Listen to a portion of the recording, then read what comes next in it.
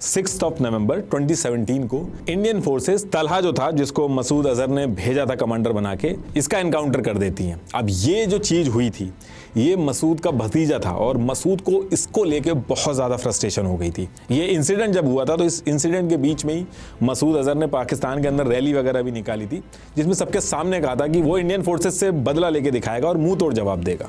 और तलहा का बदला लेने के लिए मसूद जो था वो अपने जो बाकी उसके 4 ट्रस्टी लोग थे, उसमें से उस्मान और उमर जो था, इनको बुला के कहता है कि अब तलहा के बाद तुम दोनों को कश्मीर में जाके इस लड़ाई को आगे बढ़ाना है और बदला लेना है। ये उस्मान और उमर जो थे, ये जो कांदार हाईजैक का जो मास्टरमाइंड था इब्राहिम अतर, उसी के बेटे थे ये, और ये दोनों भी मसूद के भतीजे थे। तो इस समय इन्होंने ये डिसाइड किया था कि पहले उस्मान जाएगा बॉर्डर क्रॉस करके और उसके बाद फिर उमर जाएगा। 11 जनवरी 2018 को सबसे पहले उस्मान हीरानगर सेक्टर से LOC क्रॉस करके कश्मीर पहुंच जाता है और कश्मीर में जाके साउथ कश्मीर वाला जो एरिया था वहां का कमांडर बन जाता है। ये जो उस्मान पहुंचा था, इसकी एक खासियत थी, ये बहुत ही अच्छा स्नाइपर था। ये रात में मोबाइल की लाइट के बेसिस पे अपना टारगेट लोकेट कर लेता था। और उस्मान के कश्मीर पहुंचते ही इंडियन फोर्सेस ने एक पैटर्न नोटिस किया था कि जो ऑफिसर उस टाइम पे मोबाइल यूज कर रहे थे उन्हीं के ऊपर गोली चली। तो उस्मान के आने के 3 महीने बाद 13 अप्रैल 2018 को उमर जो था, इसको भी मसूद अजहर भेज देता है। उमर ये जो नाम है, इसको आप याद रखिएगा, यही इस पूरे पुलवामा अटैक का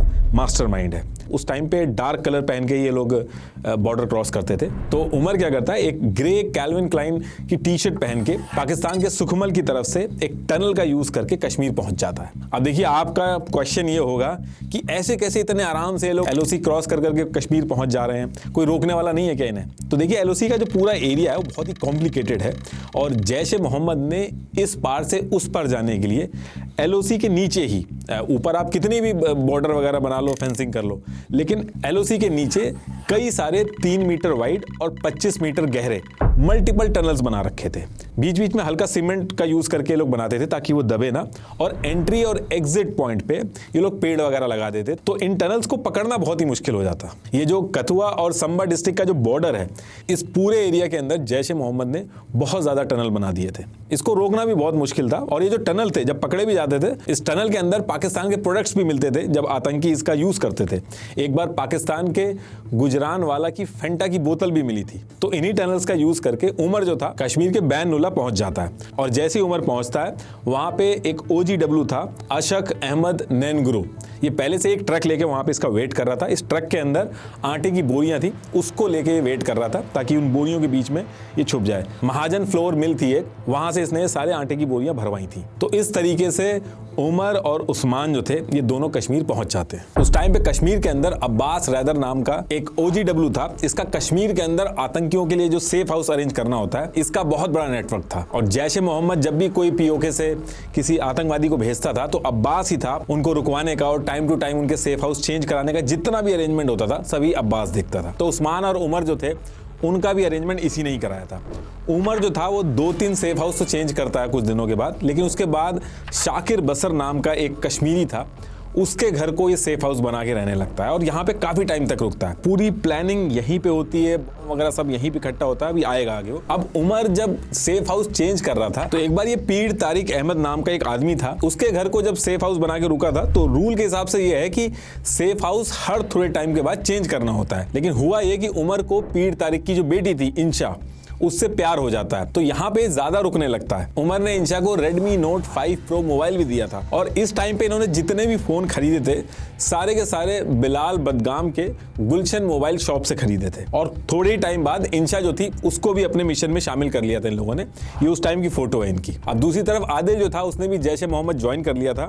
और एक बड़े हमले के लिए जैश ए मोहम्मद क्या करता है कि आदिल और उसके साथ 70 और यंग कश्मीरी थे, उनको POK में ट्रेनिंग कराने के लिए बुला लेता है। और इन सबकी ट्रेनिंग बालाकोट और बहावलपुर में रखी जाती है। अब जैसे ही ये चीज होती है, तो इसके बाद 19 मार्च 2018 को आदिल और उसके स्कूल फ्रेंड जो थे, ये सब के सब अपने घर से गायब हो जाते हैं। आदिल के घर वाले कई दिनों तक इसको ढूंढते हैं, लेकिन जब नहीं मिलता है, तो पुलवामा डिस्ट्रिक्ट के काकापुरा पुलिस स्टेशन में एक रिपोर्ट करवा देते हैं। और करीब 10-15 दिन तक सारे लोग इसको ढूंढ रहे थे। और फिर अप्रैल 1 वीक में सोशल मीडिया पे अचानक से आदिल की फोटो आती है, जिसमें आदिल AK-47 लेके खड़ा है और इसमें उसने अनाउंस किया कि अब उसने जैश ए मोहम्मद ज्वाइन कर लिया। और अपना कोड नेम भी बताता है, वकास कमांडो ऑफ गुंडीबाग। अब जब ये इमेज आई, तो इंडियन फोर्सेस ने इसको उतना सीरियसली नहीं लिया और इसको आतंकियों की सी कैटेगरी की लिस्ट में डाल दिया था।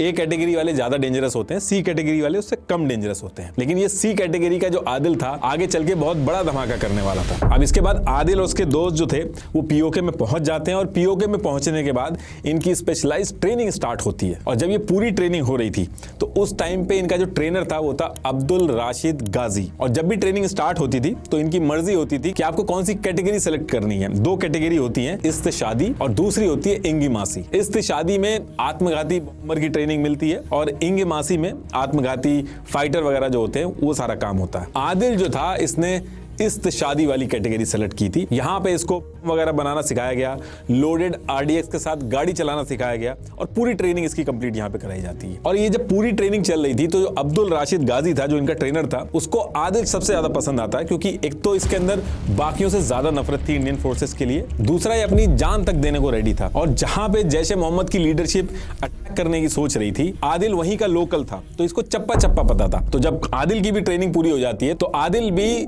जम्मू संबा सेक्टर वाला जो बॉर्डर था उसको क्रॉस करके वापस कश्मीर के अंदर आ जाता है। अब यहां से उस्मान, उमर, आदिल सारे लोग कश्मीर पहुंच चुके थे और अब इसके बाद हमला होने वाला था। अच्छा, इसमें एक चीज और थी, जितने भी लोग बॉर्डर क्रॉस करके आ रहे थे एनआईए ने अपनी चार्जशीट में भी चीज मेंशन की है कि ये लोग अपने साथ बैग के अंदर थोड़ा थोड़ा मिलिट्री ग्रेड का एक जो ओपन मार्केट में नहीं मिलता है उसको लेके आए थे 20 से 25 किलो के करीब। जैसे उमर भी जब आया था तो अपने साथ 25 किलो आर्टिक्स लेके आया था। और ये सारा आर्टिक्स कश्मीर के अंदर अलग अलग लोकेशन पे था, जो ओजीडब्ल्यू थे वो संभालते थे इसको। और ये जो सारी चीजें मैं आपको बता रहा हूँ डिस्क्रिप्शन में आपको इसका लिंक मिल जाएगा, कुछ भी मैं अपने मन से नहीं बता रहा हूँ। तो देखिए अब इसके बाद डेट आती है 30 अक्टूबर 2018 और इस दिन उस्मान जो स्नाइपर था जो मोबाइल की लाइट देख के अटैक करता था इसको इंडियन फोर्सेस मार देती है। अब जब इसको इंडियन फोर्सेस ने मार दिया तो ये बहुत बड़ा टर्निंग पॉइंट था जिसकी वजह से पुलवामा अटैक की जो प्लानिंग थी वो और ट्रिगर होती है। मसूद अजहर के दो सबसे इंपॉर्टेंट फैमिली मेंबर, पहला तलहा और दूसरा उस्मान, ये दोनों मार दिए गए थे। और जैसे ही मसूद अजहर को ये चीज पता चलती है तो मसूद बहुत ही गुस्से में था उस दिन और वो 3 मिनट